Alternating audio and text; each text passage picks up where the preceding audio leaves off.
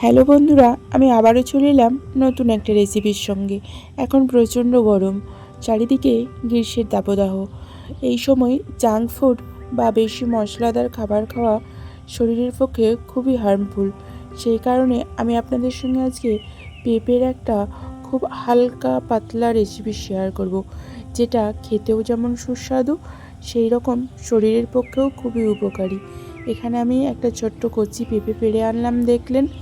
পেঁপেটা আঠাগুলো ধুয়ে পরিষ্কার করে নিয়েছি। এরপর খোসাটা ছাড়িয়ে এরকম পাতলা পাতলা করে কেটে নিচ্ছি। এরপর আবারও একবার ধুয়ে নেব, যেহেতু কচি পেঁপে, কাঁচা পেঁপে, তাতে অনেক পরিমাণে আঠা থাকে।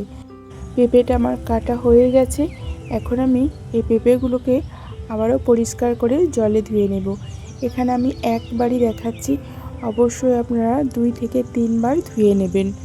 চলুন, পেঁপেটা আমার ধোয়া হয়ে গেছে। এখন আমি উনানটা জ্বেলে নিচ্ছি।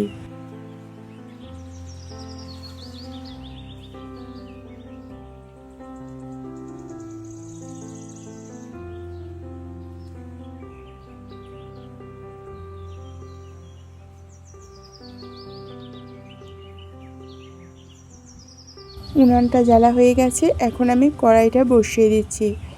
এরপর কড়াইয়ের মধ্যে দিয়ে দেব পাতলা পাতলা করে কেটে রাখা পেঁপেগুলো। সঙ্গে আমি একটা আলুও পাতলা পাতলা করে কেটে নিয়েছি, ওটাই দিয়ে দিলাম। এরপরে দিয়ে দিচ্ছি জল। জলটা একটু বেশি করে দিতে হবে, কারণ পেঁপে আর আলুটা সিদ্ধ হতে হবে, সঙ্গে একটু ঝোলও থাকবে। এরপর পরিমিত লবণ দিয়ে দিলাম। এরপর একটু নাড়াচাড়া করে দিয়ে এখন আমি চাপা দিয়ে দেব। ততক্ষণ পর্যন্ত ফোটাবো যতক্ষণ না আলু আর পেঁপেটা খুব ভালোভাবে সিদ্ধ হয়ে যায়। মোটামুটি 10 থেকে 15 মিনিট ফোটালেই হয়ে যাবে। এখন আমি খুলে দেখে নেব যে আলু এবং পেঁপেটা সিদ্ধ হয়েছে কিনা। যদি সিদ্ধ হয়ে থাকে তাহলে আমি নামিয়ে নেব। একটু নাড়াচাড়া করে নিয়ে দেখে নিচ্ছি আলু আর পেঁপে সিদ্ধ হয়েছে কিনা।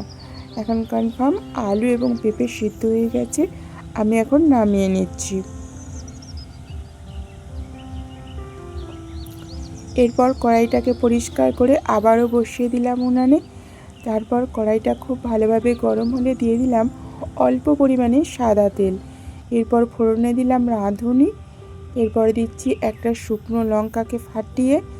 এখন দিচ্ছি ক্রাশ করা আদা।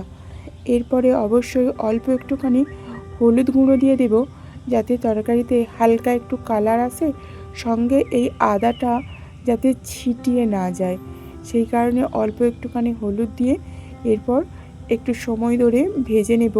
এখানে অবশ্যই উনানের আঁচটা একটু কম রাখতে হবে, তা না হলে ফোড়নটা জ্বলে যাবে। এখন আমি ঝোল সমেত আলু আর পেঁপে সেদ্ধটা দিয়ে দিলাম। এরপর অল্প একটু নাড়াচাড়া করে আবারও আমি চাপা দিয়ে দেব, যাতে ফোড়ন আর মশলা সমেত আলু পেঁপেটা আরও ভালোভাবে কুকড হয়ে যায়। এরপর চাপা দিয়ে আবারও 10 মিনিট আমি ফুটিয়ে নেব।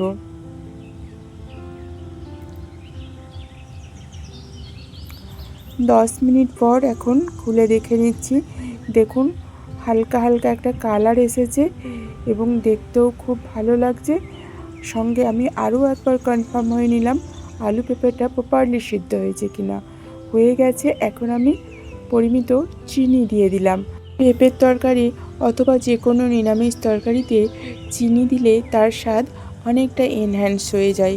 এরপর আমি আবারও একটু স্ট্যান্ডিং টাইম দিয়ে দিচ্ছি, যাতে মিষ্টিটা খুব ভালোভাবে বসে যায়। তো রেসিপিটা আমার কমপ্লিট।